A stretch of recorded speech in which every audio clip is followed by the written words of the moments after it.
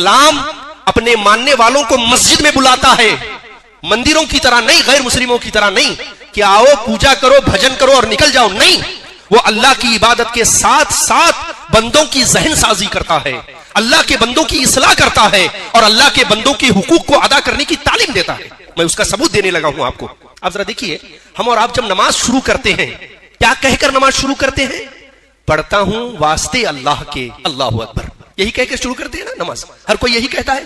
جب ہم نماز شروع کرتے ہیں تو خالص اللہ کی بندگی کے لیے شروع کرتے ہیں، اللہ کی عبادت کے لیے شروع کرتے ہیں۔ لیکن جب سلام پھیرنے کی بات آتی ہے تو کیا کہہ کر سلام پھیرتے ہیں؟ السلام علیکم ورحمت اللہ۔ ذرا غور کیجئے، نماز شروع کر رہے ہیں تو اللہ اکبر کے ساتھ، اور نماز ختم کر رہے ہیں تو السلام علیکم ورحمت اللہ کے ساتھ۔ کیا مطلب؟ یہ جو سلام ہم کر رہے ہیں، یہ سلام کس کو کر رہے ہیں؟ اللہ کو کر رہے ہیں؟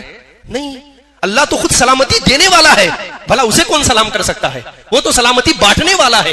تو یہ جو ہم السلام علیکم ورحمت اللہ کہہ رہے ہیں، یہ اللہ کو سلامتی کی دعا نہیں دے رہے بلکہ اللہ کے بندوں کے لیے دعا کر رہے ہیں۔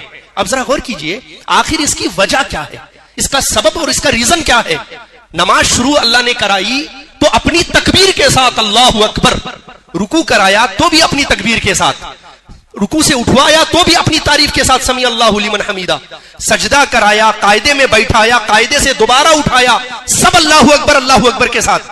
تو اس رب نے نماز کا اختتام اللہ اکبر کے ساتھ کیوں نہیں کیا؟ شریعت اس کی وجہ بتاتی ہے۔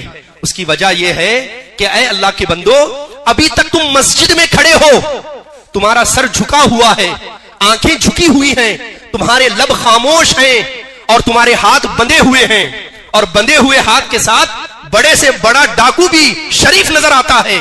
اسلام یہ تعلیم دے رہا ہے، اب جب تم نماز ختم کرو گے اور مسجد سے باہر جاؤ گے تو تمہارا تعلق اللہ کے بندوں کے ساتھ جڑ جائے گا، ان کے حقوق کو ادا کرنے کی ذمہ داری تم پر پڑے گی۔ تو اسلام یہ دیکھنا چاہتا ہے کہ مسجد میں بیٹھ کر تم نے جو السلام علیکم ورحمت اللہ کہا ہے کہ اللہ کی تم پر سلامتی ہو، تم پر رحمت ہو، مسجد سے باہر جانے کے بعد جو سلامتی کی دعا تم نے اپنے بھائی کے لیے مسجد میں کی تھی، مسجد سے باہر جانے کے بعد بھی تمہیں اس سلامتی کا احساس ہے کہ نہیں ہے؟